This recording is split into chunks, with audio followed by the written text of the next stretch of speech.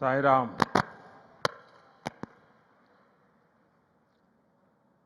అందరూ మహానుభావులు అందరికీ వందనములు.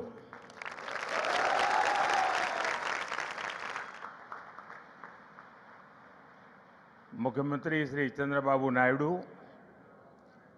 केंद्र में मेरे सहयोगी राम मोहन नायडू, जी किशन रेड्डी, भूपति राजू, श्रीनिवास वर्मा, सचिन तेंदुलकर जी, डिप्टी सीएम पवन कल्याण जी, राज्य सरकार में मंत्री नारा लोकेश जी, श्री सत्य साई सेंटर ट्रस्ट के managing trustee RJ. Ratnakar ji,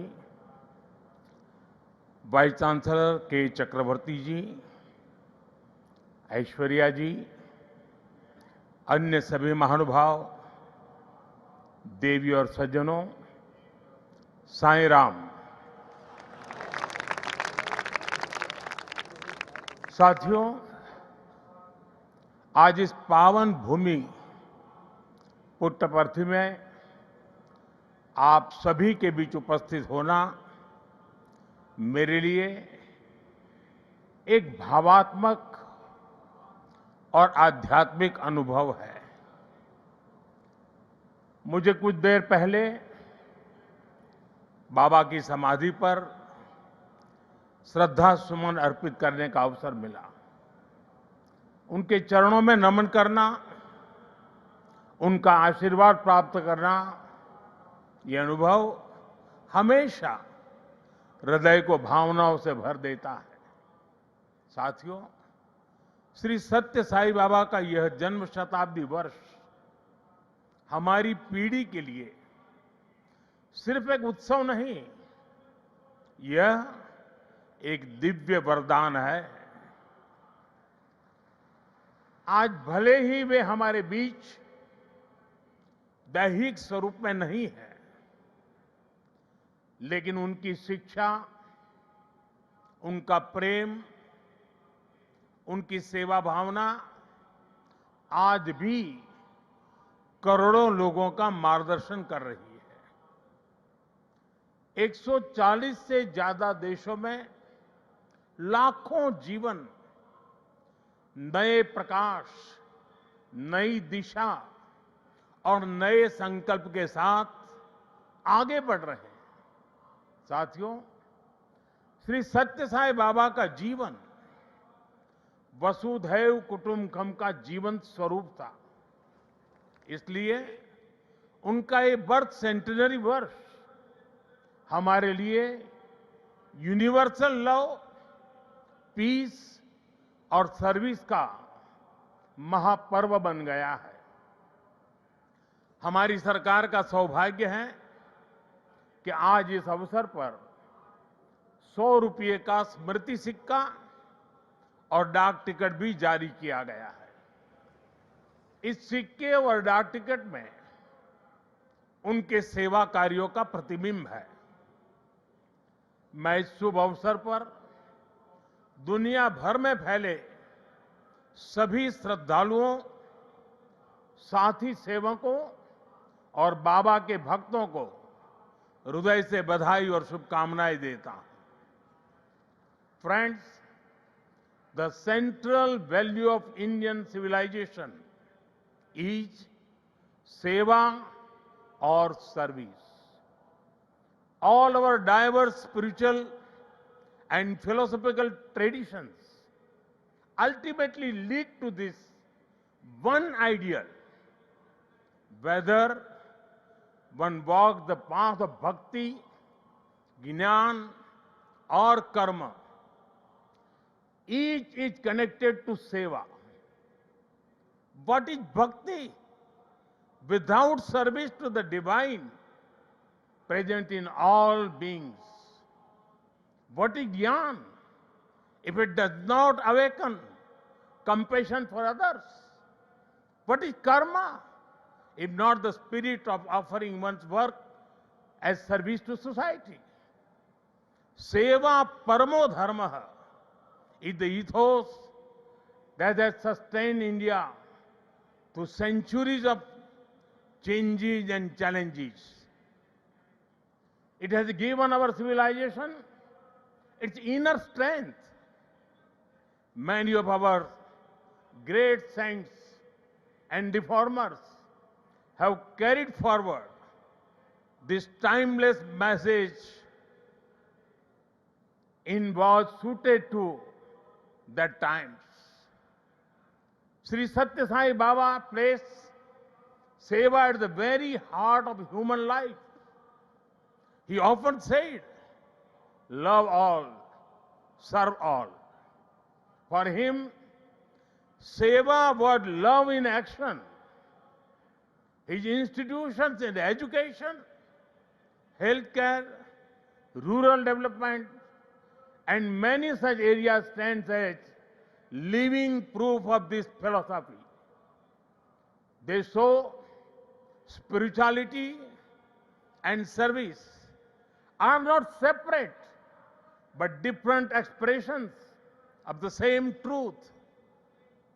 Further, someone inspiring people while physically present is not uncommon, but the seva activities of the institutions created by Baba are increasing day by day despite him not being with us physically. This shows that the impact of truly great souls does not decrease with time, it actually grows. साथियों, श्री सत्य साई बाबा का संदेश केवल पुस्तकों और प्रवचनों और आश्रमों की सीमाओं में नहीं रहा है। उनकी शिक्षा का प्रभाव लोगों के बीच दिखता है। आज भारत के शहरों से लेकर छोटे गांवों तक, स्कूलों से लेकर आदिवासी बस्तियों तक संस्कृति, शिक्षा और चिकित्सा सेवा का एक अद्भुत प्रवाह दिखाई देता है। बाबा के करोड़ों अनुयायी बिना किसी स्वार्थ के इस काम में लगे हैं। मानव सेवा ही माधव सेवा है। ये बाबा के अनुयायियों का सबसे बड़ा आदर्श है। उन्होंने ऐसे कई विचार हमें सौंपे जिनमें संवेदना, कर्तव्य, अनुशासन और जीवन दर्शन का सार मिलता है। वो कहते थे, help ever, hurt never, less talk, more work. हम सभी के मन में आज भी श्री सत्य साई बाबा के ऐसे जीवन सूत्र गूंजते रहते हैं। साथियों, साई बाबा ने अध्यात्म का उपयोग समाज और जन कल्याण के लिए किया। उन्होंने इसे निष्काम सेवा, चरित्र निर्माण और मूल्य आधारित शिक्षा से जोड़ा।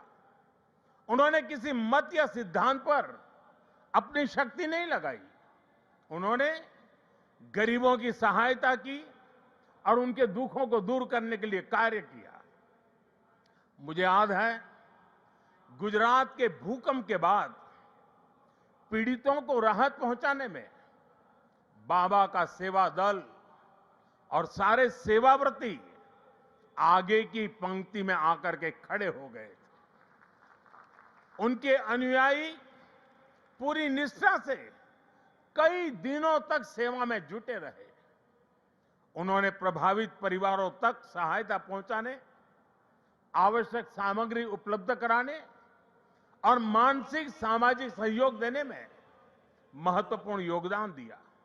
साथियों, एक मुलाकात में अगर किसी का हृदय पिघल जाए, किसी के जीवन की दिशा बदल जाए, तो इससे उस व्यक्ति की महानता का पता चलता है। आज यहां इस कार्यक्रम में भी हमारे बीच ऐसे कई लोग हैं जिन पर सत्य साई बाबा के संदेशों का गहरा असर हुआ और उनका पूरा जीवन बदल गया।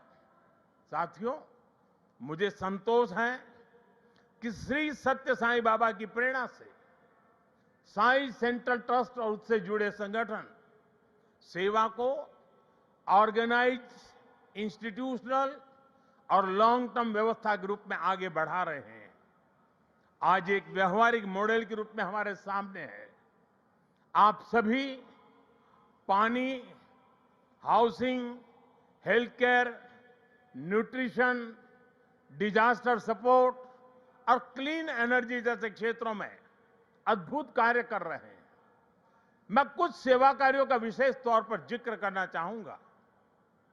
जैसे रायलसीमा में पीने के पानी की गंभीर समस्या थी, तब ट्रस्ट ने 3000 किलोमीटर से ज्यादा लंबी पाइपलाइन बिछाई। ओडिशा में बाढ़ प्रभावित परिवारों के लिए 1000 मकान बनाए। जो गरीब परिवार पहली बार श्री सत्य साई अस्पतालों में आता है, वो देखकर दंग रह जाता है कि अस्पताल में बिलिंग का कोई काउंटर ही नहीं है। यहां इलाज भले मुफ्त है, लेकिन मरीजों और उनके परिजनों को किसी असुविधा का सामना नहीं करना पड़ता। साथियों, आज ही यहां 20,000 से ज्यादा बेटियों के नाम पर सुकन्या समृद्धि योजना के खाते खोले गए हैं। इससे उन बेटियों की शिक्षा और सुरक्षित भविष्य सुनिश्चित हुआ है। साथियों, भारत सरकार ने 10 साल पहले बेटियों की शिक्षा को ध्यान में रखते हुए उनके उज्जवल भविष्य के लिए ये सुकन्या समृद्धि योजना शुरू की थी। ये देश की उन योजनाओं में से एक है जिसमें 8.2% का सबसे ज्यादा इंटरेस्ट रेट हमारी बेटियों को मिलता है। अब तक देश की 4 करोड़ से ज्यादा बेटियों के खाते सुकन्या समृद्धि योजना के तहत खोले जा चुके हैं। और आपको ये जानकर खुशी होगी कि अब तक इन बैंक अकाउंट्स में 3.25 लाख करोड़ रुपए से ज्यादा की राशि जमा कराई जा चुकी है। ये प्रयास बहुत अच्छा है कि श्री सत्य साई परिवार ने यहां 20,000 सुकन्या समृद्धि खाते खुलवाने का नेक काम किया है। वैसे मैं काशी का सांसद हूं, तो एक उदाहरण वहां का भी दूंगा। पिछले साल फरवरी में हमने वहां 27,000 बेटियों के सुकन्या समृद्धि खाते खुलवाए थे और हर बेटी के बैंक खाते में 300 रुपये भी ट्रांसफर किए गए थे। बेटियों की एजुकेशन और बेहतर भविष्य में सुकन्या समृद्धि योजना बड़ी भूमिका निभा रही है। साथियों, देश में पिछले 11 वर्ष में ऐसी अनेक योजनाएं शुरू हुई है जिन्होंने नागरिकों की सामाजिक सुरक्षा को, सोशल सिक्योरिटी कवच को बहुत मजबूत कर दिया है और देश के गरीब, वंचित निरंतर सोशल सिक्योरिटी के दायरे में आ रहे हैं। 2014 में देश में 25 करोड़ लोग ही सोशल सिक्योरिटी के दायरे में थे। आज मैं बड़े संतोष के साथ कहता हूं और बाबा के चरणों में बैठकर के कहता हूं, आज ये संख्या करीब करीब 100 करोड़ तक पहुंच चुकी है। भारत की गरीब कल्याण की योजनाओं की, सोशल सिक्योरिटी देने वाली योजनाओं की विदेशों तक सभी इंटरनेशनल फोरम में चर्चा हो रही है। साथियों, आज ही यहां मुझे गोदान के कार्यक्रम में सहभागी होने का भी अवसर मिला है। ट्रस्ट द्वारा 100 गायें गरीब किसान परिवारों को दी जा रही है। हमारी परंपरा में गौ माता को जीवन, समृद्धि और करुणा का प्रतीक माना गया है। ये गायें इन परिवारों की आर्थिक, पोषण संबंधी और सामाजिक स्थिरता में सहायक होगी। साथियों, गौ माता के संरक्षण से समृद्धि का संदेश देश विदेश के कोने कोने में दिखता है। कुछ वर्ष पहले राष्ट्रीय गोकुल मिशन के तहत वाराणसी में 480 से ज्यादा गीर गायें वितरित की थी और मेरा एक नियम था कि जो पहली बछड़ी होती थी वो मैं वापस लेता था और दूसरे परिवार को देता था। आज वाराणसी में गीर गायों और बछड़ों की संख्या लगभग 1700 हो गई है और वहां हमने जो एक परंपरा शुरू की है, जो गाय वहां वितरित की गई है, उनसे पैदा हुआ मादा बछिया को दूसरे इलाके के किसानों को मुफ्त दिया जाता है। इसलिए इन गायों की संख्या भी बढ़ रही है। मुझे याद है 60-8 साल पहले अफ्रीका में रवांडा की यात्रा के दौरान मैं एक गांव में वहां गया था और वहां भारत की 200 गीर गायें भेंट की थी और ये दान देने वाली परंपरा वहां भी है। वहां गिरिंका नाम की प्रथा है जिसका अर्थ है मे यू हैव अ काऊ। इसमें गाय से पैदा होने वाली पहली मादा बछिया को पड़ोसी परिवार को दान देता होता है। इस प्रथा से वहां न्यूट्रिशन, मिल्क प्रोडक्शन, इनकम और सोशल यूनिटी बढ़ी है। साथियों, ब्राजील ने भी भारत की गीर और कांकरेज नस्लों को अपनाकर उन्हें आधुनिक तकनीक और वैज्ञानिक प्रबंधन के साथ आगे बढ़ाया है और आज वे बेहतर डेयरी परफॉर्मर्स का स्रोत बन गई है। ये सभी उदाहरण बताते हैं कि जब परंपरा, करुणा और वैज्ञानिक सोच एक साथ चलती है तो गाय आस्था के साथ ही सशक्तिकरण, पोषण और आर्थिक प्रगति का साधन बन जाती है। और मुझे खुशी है कि आप इस परंपरा को यहां बहुत नेक नियत के साथ आगे बढ़ा रहे हैं। साथियों, आज देश कर्तव्य काल की भावना के साथ विकसित भारत की दिशा में आगे बढ़ रहा है। इस लक्ष्य को पाने के लिए नागरिक भागीदारी आवश्यक है और इसमें सत्य साईं बाबा का ये जन्म शताब्दी वर्ष हमारी बड़ी प्रेरणा है। मेरा आग्रह है कि इस वर्ष हम विशेष तौर पर वोकल फॉर लोकल के मंत्र को मजबूत करने का संकल्प लें। विकसित भारत बनाने के लिए हमें लोकल इकोनॉमी को बढ़ावा देना ही होगा। हमें याद रखना है, जब हम स्थानीय उत्पाद खरीदते हैं तो हमें एक परिवार, एक छोटे उद्यम और स्थानीय सप्लाई चेन को सीधे सशक्त बनाते हैं। इसी से आत्मनिर्भर भारत का रास्ता भी तैयार होता है। साथियों, आप सभी श्री सत्य साईं बाबा की प्रेरणा के साथ राष्ट्र निर्माण में अपना निरंतर योगदान दे रहे हैं। इस पावन भूमि में वाकई एक अद्भुत शक्ति है। यहां आने वाले हर व्यक्ति की वाणी में करुणा, विचारों में शांति और कर्म में सेवा का भाव दिखने लगता है।